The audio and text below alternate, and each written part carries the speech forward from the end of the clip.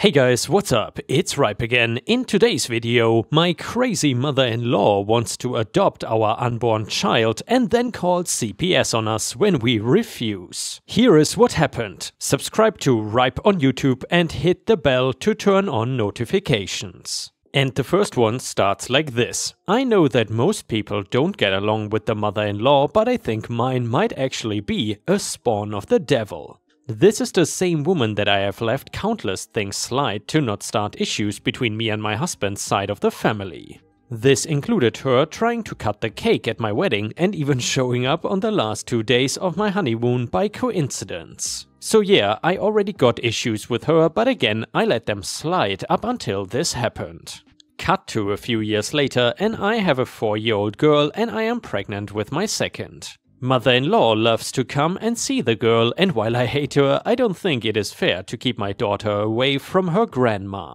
I do sometimes catch her saying weird things like telling strangers that it is her daughter or asking my daughter if she would like to come and live with her instead of me. Major red flags right off the bat, but finally one day when I was pregnant she was sitting down with me and my husband before dropping this bomb. Mother-in-law: I have the nursery already at home for when the baby comes. We have no idea what she is talking about. Me: what nursery? Mother-in-law: for the baby, of course.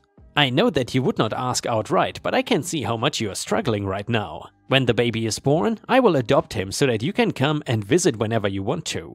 The way she said this, just so casual, like it had ever been a discussion. We were not struggling in any way, and I did not have plans to give her my child. Like anybody who has seen one knows, you don't want to enrage a pregnant woman or threaten to take away the baby. Me? Excuse me? You are not gonna take my child away from me. If you even show up at the hospital when the baby is born, I'm gonna make sure that security stops you. If you try to remove him, I'm gonna call the police and make sure that you are arrested for kidnapping. She left after that, and of course telling my husband that I was so rude to her trying to be nice. He tells her that it would be best if she just stays away for a little while, and I could tell that he did not like the things she was saying either. I thought that it could not get worse, but it did a few days later when I had people from CPS knocking on my door. It turns out that they had an anonymous caller saying that we were abusive and neglectful to our daughter. It was obvious, and then later confirmed that it was mother-in-law that called with a crap story, probably to try and get my daughter as her own. They searched the house, asked questions and kept an eye on us for a couple of weeks. When it was clear that there was zero sign of abuse, they told us that the investigation was closed.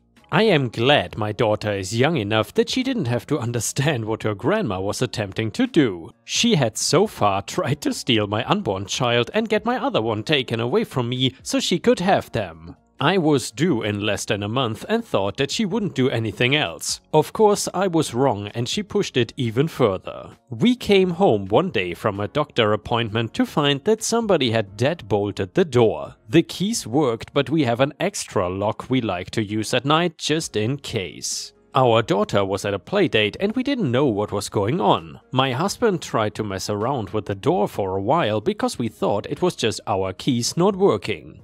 Before we knew it, police cars had shown up and started to arrest us for trying to break into a house. I just kept saying over and over that it was our house. That was when they knocked on the door, and to my horror, mother-in-law opened it. I learned later that she used a key that we didn't know she had to go into our house. She was pretending that it was her house and we were trying to break in and steal things from her and her daughter, meaning mine. Even my husband could not believe this, that she was trying to steal our house and once again our daughter. There was a ton of shouting on both ends before things cooled off and we had to start going through the legal crap to prove that it was our house. We were still forced to go to the station and wait while they confirmed our story and proved that we owned the house. I was panicking the whole time and trying to get my mother to keep my daughter for a little bit longer since we couldn't go get her. Due to modern-day records, it was easy for them to see that it was our house and that it was mother-in-law that broke into it. They asked if we wanted to press charges, but I just wanted her out of my house and out of my life. The stress of the entire day put me into early labor and my son was born 2 weeks early, however he was strong and healthy. I made sure to tell the hospital that nobody except for me and my husband were allowed to come anywhere near us or the baby. I have no idea if she knew I was there or tried to get in, but everything worked out without an issue, thankfully. The thing is that after all of that, my husband was possibly angrier at his mom than I was. He changed the house locks, blocked her phone, and told her that if she came to the house he would call the police on her. We went fully no contact with his mother, and she was barred from any family events at that point forward. My daughter actually did not seem to mind or notice that her grandma was just gone and continued to live her little 4-year-old life. Meanwhile, the son that she started this entire thing over is my little angel. She tried to get us arrested and CPS involved so she could have him as her own son. Now she does not even get to be his grandma, and now almost a year later still has never laid eyes on him. The no contact is going both ways because I don't want to hear anything about her. She could have moved, she could be sick, she could be in jail. It did not matter because neither one of us wanted to do anything with her name in our household. We were acting as if she just never existed and enjoying our lives with our children. I know the future is never certain, but I can say for sure, if my son ever gets married, I'm never going to be a crazy mother-in-law or try to take his children away from him. And yeah, Ripe Stars, if you still enjoy the crazy mother-in-law from hell stories, then please feel free to let me know in the comments, because I very much appreciate your feedback. Either way, let's continue to the next one. The next one is titled, The Best Revenge You Will Ever Hear About. I used to be a therapist. I trained hard not only in my master's degree, which I managed to get at one of the best programs available in the States after working my butt off in undergrad, but also afterwards in seeking out opportunities to get evidence-based training. I emphasize that point because in the world of mental health there is an internal struggle between people like myself who believe you should have proof that what you are doing for that specific person's issue actually works, and those who want to stick to theoretical models that sound good but don't necessarily have any research to back them up. The town where I live is like a ground zero for this problem. I regularly saw unlicensed therapists who had failed the licensure exam multiple times get promoted to supervisor positions just because they were good at making their companies money.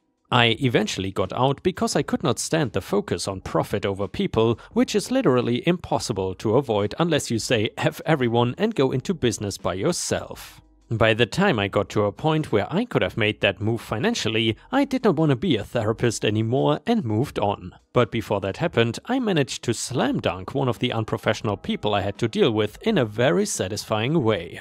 This case was about a year before I got out. I was doing trauma therapy with several children from one family, meeting with each of them individually and sometimes together per their request. It was easily one of the most screwed up cases I ever dealt with in my career, and that is saying something. You see, I worked for an agency that contracted with juvenile justice and child protective services. All of my clients were mandated offenders or kids who had been removed from abusive homes. In this particular case, the abuse was beyond egregious, and I remember after the first session, where the kids really opened up and told me what happened, I had nightmares all night.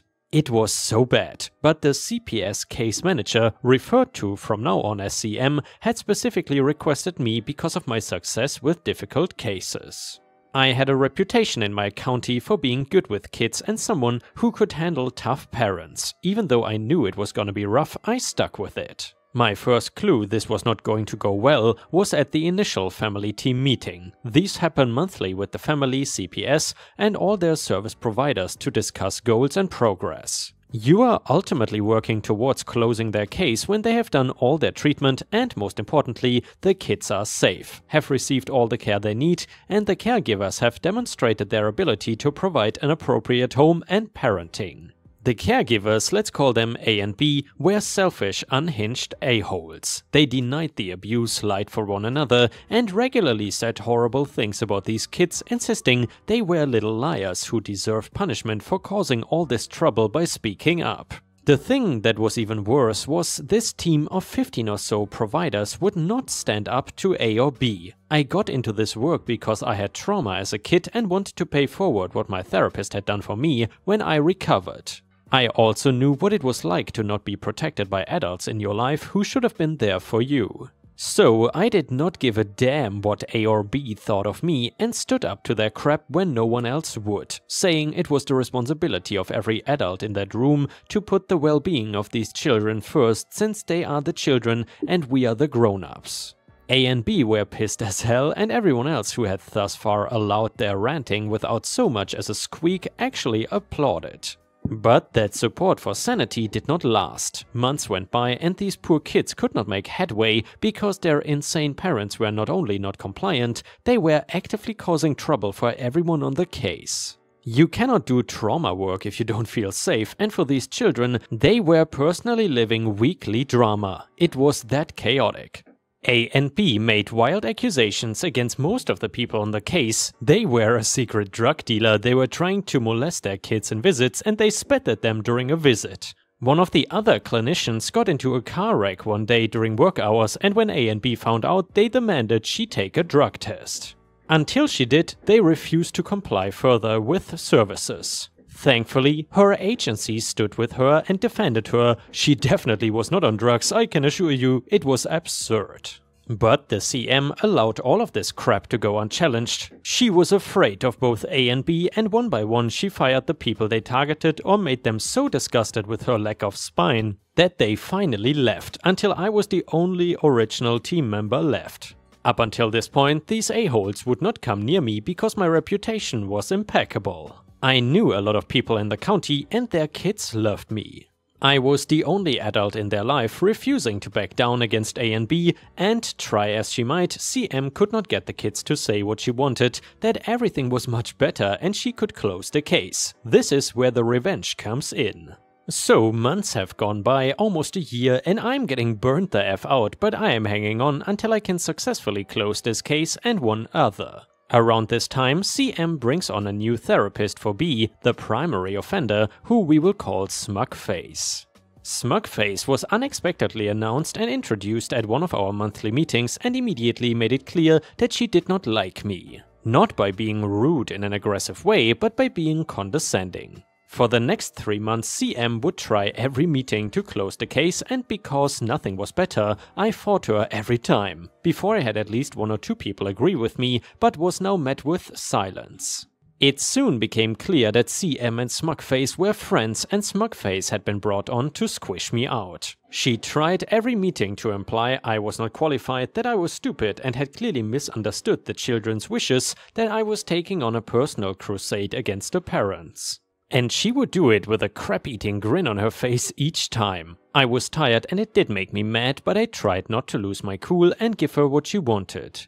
Because of the crap show caused by AB and CM's spinelessness, no one stood with me at all anymore. I was on my own. For cases mandated by the court, you usually have to attend court dates to testify to progress and make recommendations on whether it should remain open or close. The tension was building before our next court date, and CM was laying groundwork before through team meetings, emails and her reports to discredit me and close the case. In private, I felt like I was losing my mind, but I stayed in touch with everyone I had known on the case, kept my documentation like it was going to be examined by the FBI, and bit my tongue. I did everything I could to reassure the children that I would fight for them to stay in their safer placement with relatives, and waited for court day.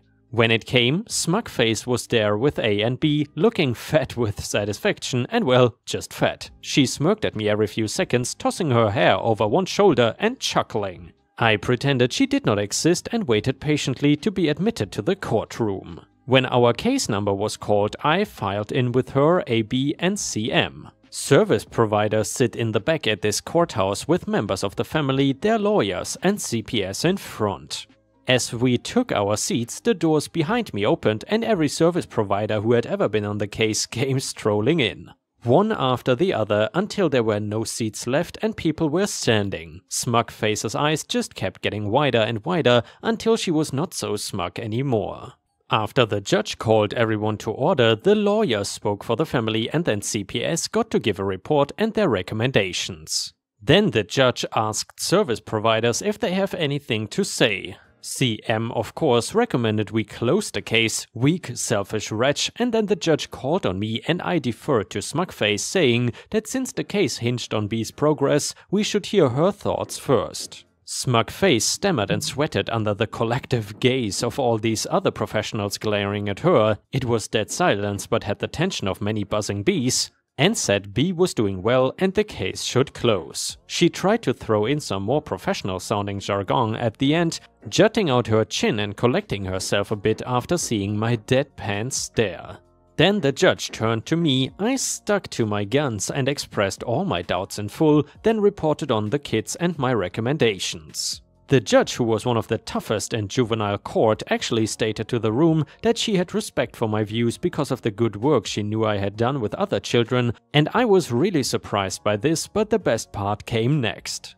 The judge asked if anyone else wanted to speak, and every single other person agreed with my recommendation. They called out all of A and B's BS one after the other, giving so many documented examples it was dizzying. All the while Smugface is getting stonier and CM is just shrinking in her chair.